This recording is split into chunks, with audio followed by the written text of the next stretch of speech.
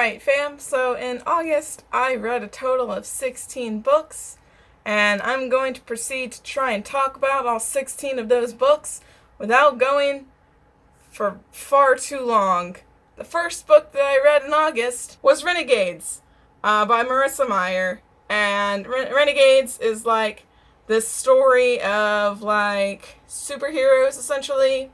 It's like there's like the classic, there's like the superheroes who are the renegades, and there's like the anarchists who are like anarchists. They're like the villains.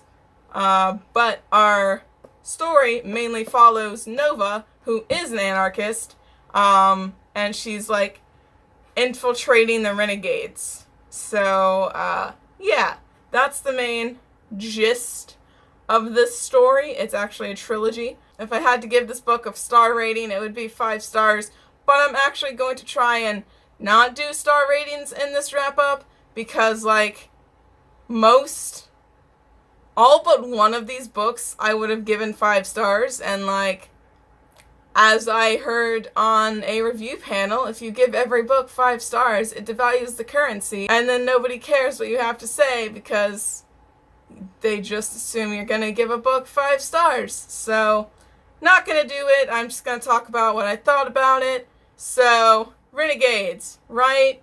Doesn't have any queer characters. I still gave it 5 stars, but it doesn't have any queer characters in it. So, wasn't a fan of that. But, the world building, excellent. The characters, excellent. The plot, pretty good. So, yeah, and I also didn't hate the, like, romance subplot. That was obviously straight. Didn't hate it. So, you know, quality book. Highly recommend, especially if you like superheroes. Next, I read Archenemies, which is the sequel to Renegades. And I can't tell you much about what happens in this book, because it's a sequel. So I'm just going to tell you about the things that I liked, and didn't like. So, first of all, again, no queer characters. So that's a definite drawback. However, the romance subplot kept going, and I still didn't hate it. So, you know, there's that. And the characters, still wonderful. I do quite enjoy these characters a lot, and I'm looking forward to the last book. Especially because of, like, how it ended. So, like, I can't tell you how this book ends, but it ends on, like, such a fucking cliffhanger that, like, I'm just like, what am I supposed to do until November? So, it's one of those books. And again, the characters were great, the world building was great. The world building wasn't as big of a part in this book because of Renegades, obviously, but it was still great. You still got to find out more about the world. And the characters were still amazing. And the plot was still pretty good. So, would also recommend, especially if you liked Renegades. So, next I read Scythe by Neil Shusterman.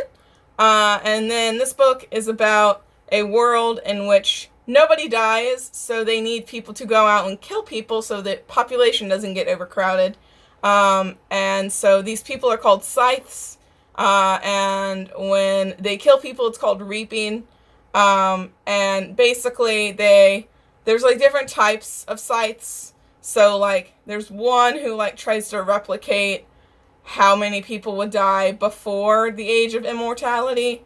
And then there's people who like kill because people don't look like they're really living their life. And then there's people who just kill for fun. So, yeah. So, I mean, that's basically, it's about like these 2 apprentices to a scythe. And there's some unnecessary heteronormativity thrown in there, which I was not a fan of. But anyway, it was still very good. I really enjoyed the world building, and I really enjoyed the concept. I'm looking forward to reading the sequel. I finally have it. It's called Thunderhead. And I would highly recommend this book, because the concept is just really cool. Unfortunately, there is that unnecessary heteronormativity, but, like, what can you do? It's not queer YA, so, you know, they just, you know, wanted to make a bond, and they didn't want to make it platonic, because why would you make a bond platonic? Especially when it's between a girl and a boy. Because why do platonic bonds when you can just have a romance or a potential romance? It's not really a lot of the book, but like it's enough that it bothered me a little bit. But I still recommend this book. Next, I read the most disappointing book of this month, and that was The Devouring Grey. So The Devouring Grey is like about, I want to basically just tell you that it's like Raven Cycle fan fiction, but it's not. It's like about this town that has this monster who like kills people if they go into the forest, and like it's about this group of friends, but like one of them has like, they're from like the founding family, so they all have like powers, and like, yeah, it's just, that's the plot essentially. They're trying to stop the Devouring Grey, obviously, and it's also supposed to be a series. I don't know if I'm going to read the next book in the series. Literally the only character that I cared about was, I'm pretty sure his name was Isaac, but as you can tell, I don't remember, I'm hesitant on his name, so like, that shows you how much I care about this book, but I'm pretty sure his name was Isaac. Yeah, he was the only character I cared about, but on the plus side, most of the characters were queer. There's a lot of bisexual rep in this book. I didn't really like the world building that much, and I thought the rest of the characters besides Isaac were kind of meh. And like the plot was like fine, I guess, but like also a little like trite, I guess you would say. So like I didn't really enjoy this book that much.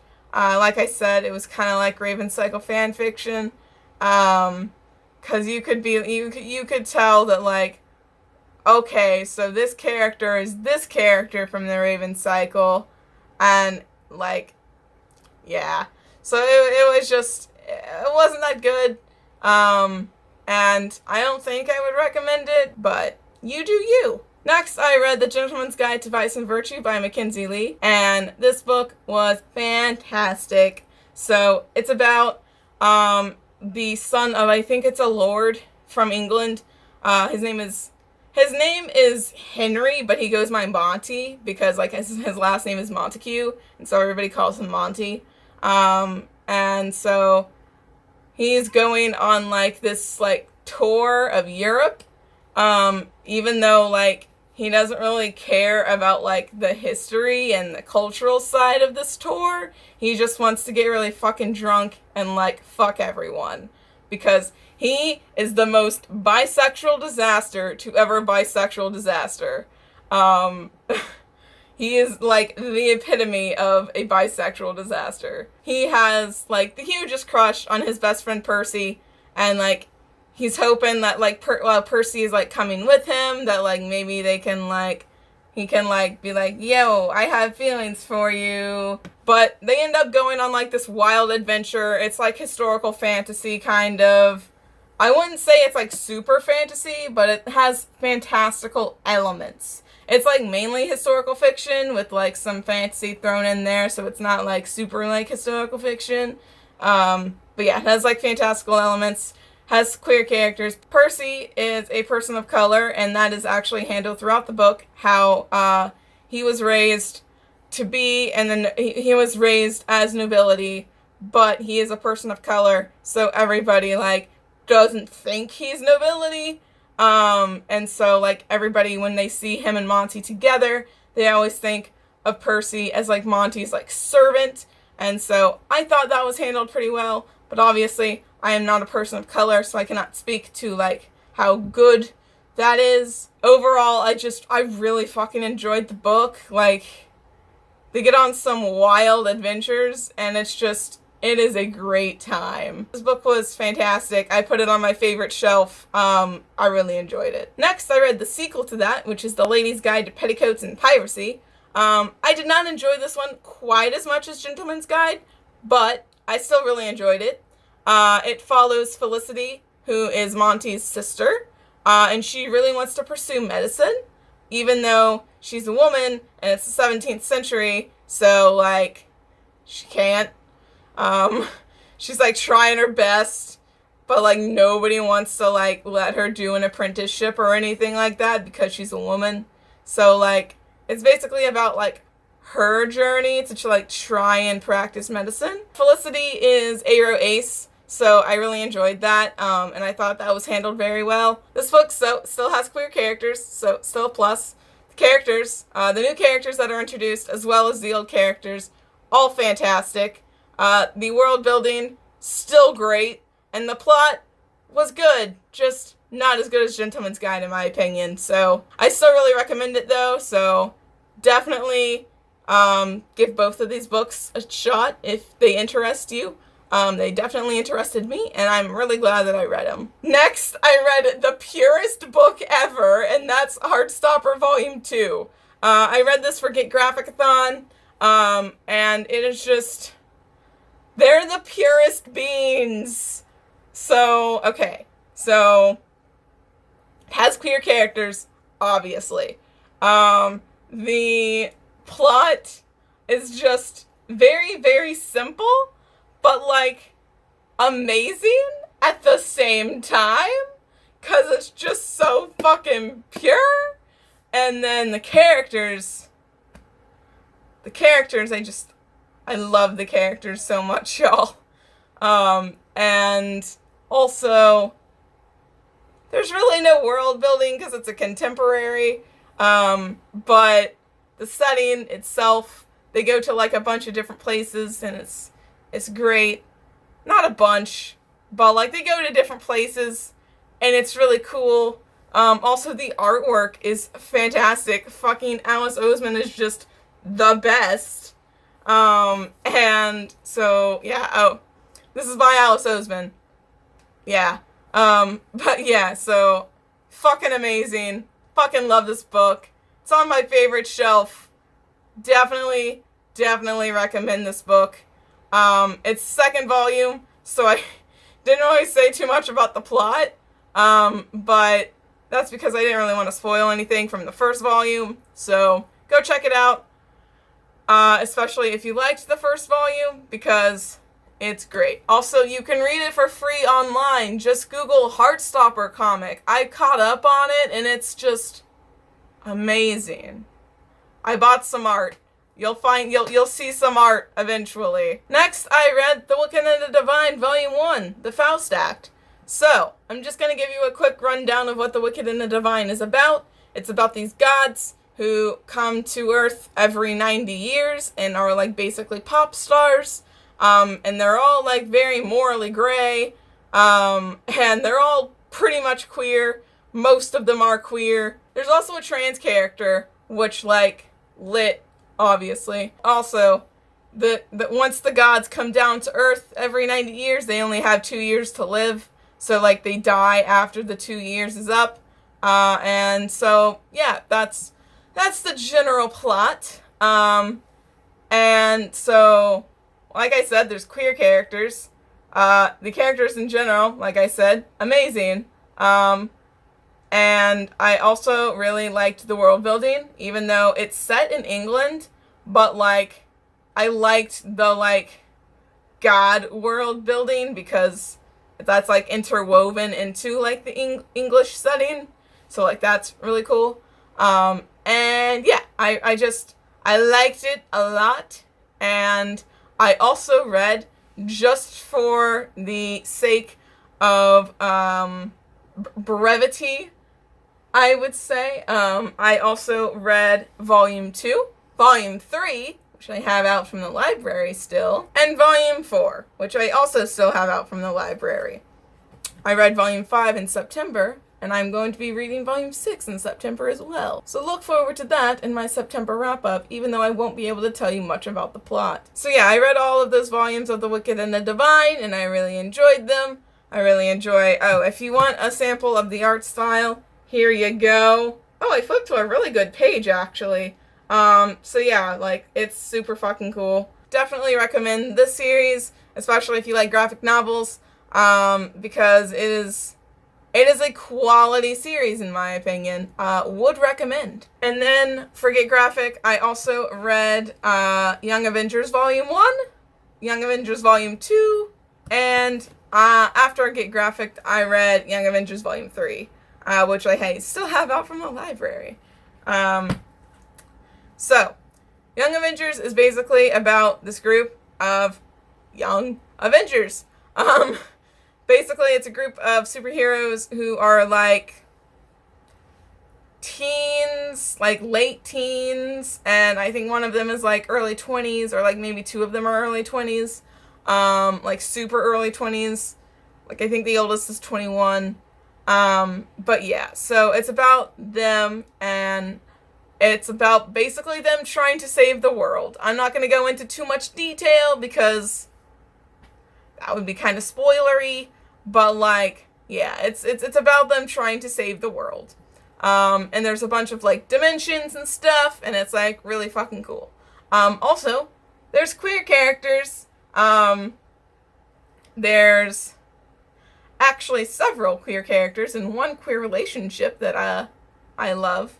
And so yeah, that was a definite plus for me. Also the characters in general, I loved all of the characters. They were just, I love them a lot, and I need more of them in my life. So like, I don't know what I'm gonna do. I guess maybe I'll go back and like read the older ones, or maybe I'll try and read like, I know two of the characters are in the new Avengers comics, so I might try and read those. But anyway, basically I just need more of them in my life.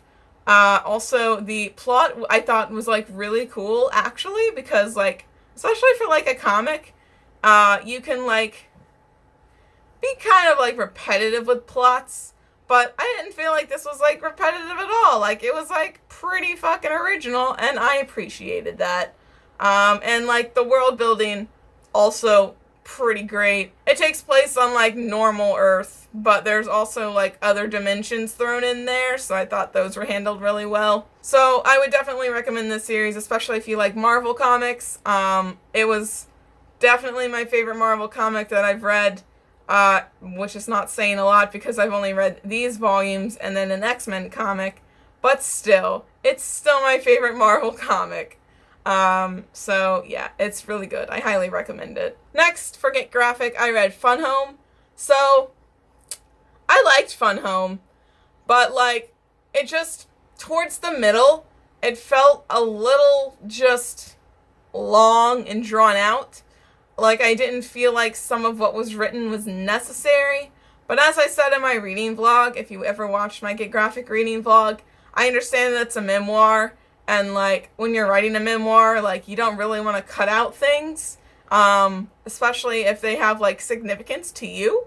Because like, isn't that kind of the point of writing a memoir? So, like, I get it. I just personally thought that it was kind of drawn out, and it could have been shorter. But it was still very good. Fun Home basically is about this, it's a memoir, obviously, like I said, about this girl, who comes out as a lesbian, only to find out that her father is also gay, but he ends up like, I mean, it's like thrown back and forth as to whether or not he kills himself or he just dies, but like, he does probably kill himself, and so it's her like trying to like cope with that by writing this memoir. And it's a graphic novel, obviously, like I read it for Great Graphic. And if you didn't know, it's also a musical. I would definitely do recommend it, especially if you like the musical. But I did feel like it was a little drawn out in the middle, so just watch out for that. And then finally, for Get Graphic, I read my Iliad graphic novel. So the Iliad obviously is about the Trojan War. I'm not going to explain the plot of the Iliad to you. You should know this by now.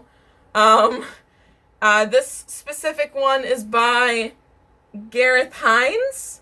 And so he did the translation, I believe, and the art, which is great, actually. The art isn't, like, amazing, but, like, It's not bad. Like it's pretty good. Especially for like the like tone of the Iliad. You wouldn't expect something like super like, I don't know, artsy. You would expect something like brutal, and this is brutal, my dude. I also really liked the translations. It didn't feel like you were missing out on anything, even though some of the things were cut. Not like important things. Important things were not cut out of this, which I loved. But there were some like extra flowery bits of verse that were cut out of this. That's another thing. This doesn't feel like it's written in prose, because I don't think it is written in prose. I'm pretty sure it's still like written in verse. There's just little boxes of verse, and then there's what the characters are saying. So like that's cool. And I really think it's just a very accessible way to read the Iliad. So yeah, if you have any interest at all in reading the Iliad, I would highly suggest reading this one. It just came out this year. And it's just really good. So that is all that I read in August. Look forward to a BookNet Fest haul that I'm going to be filming shortly. And also, check out my BookNet Fest vlog. That's already up. So yeah, that's all I got for you for now. So I hope you enjoyed this video, and I'll see you in the next one.